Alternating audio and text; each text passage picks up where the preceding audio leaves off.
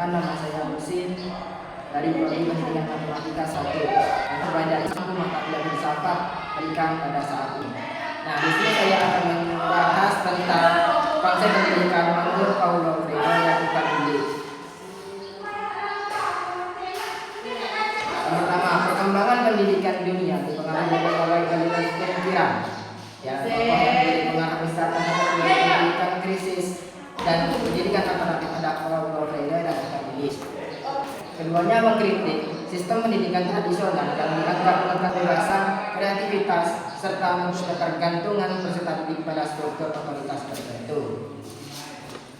Paulo Freire menawarkan konsep pendidikan kebebasan yang menekankan dialog serta kesulitan kritis, sedangkan Katolik mengusulkan pemikiran radikal berupa pembebasan dari sekolah melalui konsep schooling society.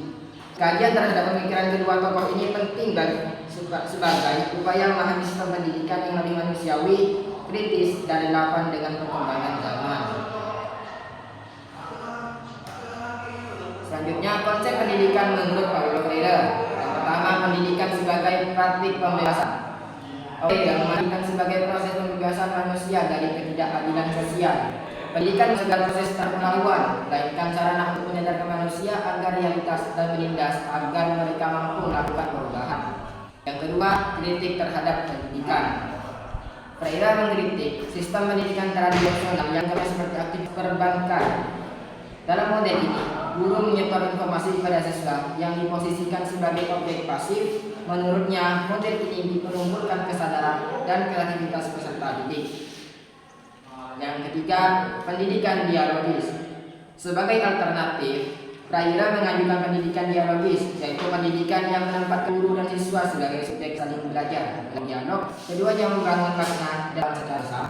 Yang ketiga, tujuan utama pendidikan menurut Freire adalah membentuk kesadaran kritis, yaitu kemampuan memahami, menganalisis realitas sosial secara mendalam, serta keberanian untuk melakukan tindakan perubahan dalam tindakan sosial politik. Bagi Freire, pendidikan tidak bersifat netral. Ia sebagai pihak menjadi alat pembebasan atau alat penindasan. Oleh karena itu, pendidikan harus diarahkan untuk menciptakan masyarakat yang lebih adil.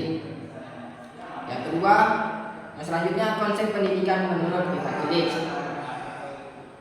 Yang pertama, kritik terhadap lembaga sekolah. Ivan Illich terkenal karena gagasannya mengenai schooling society. Ia menyatakan bahwa sekolah modern justru mengatasi kreativitas dan menimbulkan ketergantungan serta lembaga formal. Sekolah dianggap menciptakan ketidaksejahteraan karena pendidikan seringkali bergantung pada sistem sosial ekonomi. Yang kedua, pendidikan sepanjang hayat.